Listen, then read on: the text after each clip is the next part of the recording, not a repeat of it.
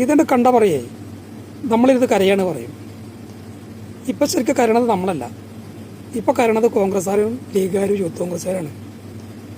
വീട്ടിൽ നിന്ന് പുറത്തിറങ്ങാൻ പറ്റാത്ത അവസ്ഥയിലായി. ഇപ്പോൾ അവർ പുറത്തിറങ്ങിയിട്ടുണ്ടെങ്കിൽ നാലോട് വർത്താൻ പറയാൻ പറ്റില്ല, രാഷ്ട്രീയം പറയാൻ പറ്റില്ല. ഇപ്പോൾ വാതിലടച്ചിരുന്ന് കരയണത് ശരിക്കും കോൺഗ്രസ്സുകാരാണ്. അതിൻ്റെ കൂടെ ലീഗുകാർക്ക് ഒരു അക്ഷരം ഉണ്ടാൻ പറ്റണില്ല. കഴിഞ്ഞ 10 കൊല്ലമൊക്കെ അവർ ആരെന്നറിയോ, നാവിന് നല്ല മൂർച്ചയായിരുന്നു. ഇപ്പോൾ അവർ നാവിൻ്റെ മൂർച്ചയൊക്കെ പോയി ലീഗുകാരുടെ. ഇന്നലെ നമ്മുടെ മന്ത്രി സണ്ണി ജോസഫ് പറഞ്ഞിട്ടില്ലേ, നമ്മുടെ വീടുകളിലെ ആഡംബര ലൈറ്റുകൾ നിയന്ത്രിക്കണമെന്ന്. അത് വെറുതെ പറഞ്ഞതല്ല. ഇപ്പോൾ കുറച്ചായിട്ട് നമ്മുടെ നാട്ടിൽ പവർ കട്ടുണ്ട്. പവർ കട്ടല്ല, അതിൻ്റെ പേര് മാറ്റി ഇന്ദിരാ കട്ട്. പകൽ രാജീവ് കട്ടുമുണ്ട്. അങ്ങനെ 2 തരം കട്ടാണ് ഇന്ന് കേരളത്തിലുള്ളത്. അതുകൊണ്ടാണ് നമ്മുടെ വീടുകളിലെ അലങ്കാര ലൈറ്റുകൾ ഓഫ് ചെയ്യണമെന്ന് പറഞ്ഞത് സണ്ണി ജോസഫ്. മനസ്സിലാവണ്ട? അപ്പോൾ അതെല്ലാ ആളുകളും അത് അംഗീകരിക്കേണ്ട വേണം. ഒരാളും ആഡംബര ലൈറ്റുകൾ ഉപയോഗിക്കാൻ പാടില്ല.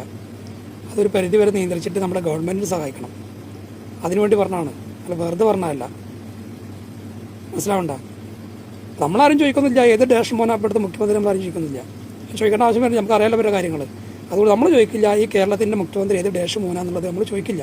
അത് ചോദിക്കേണ്ട ആവശ്യമില്ല. ഇവരധികാരത്തിൽ വന്നാൽ ഇങ്ങനെയൊക്കെയാണെന്നുള്ളത് നമ്മൾ മുൻകൂട്ടിയിട്ട് അറിയാം. കഴിഞ്ഞൊരു 5 കൊല്ലം ഉമ്മൻചാണ്ടി നമ്മുടെ മനസ്സിലുണ്ടല്ലോ, അതിനും മീതാവും ഇത്.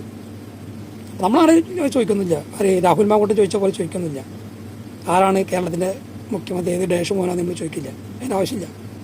അപ്പോൾ എല്ലാ ആളുകളും ആ ഒരു മാറ്റത്തിന് വേണ്ടി വോട്ട് ചെയ്തില്ലേ, അവരൊക്കെ ഹാപ്പി ആയിരിക്കട്ടെ. എല്ലാവർക്കും ഇന്ദിരാ കട്ട് ആശംസകൾ.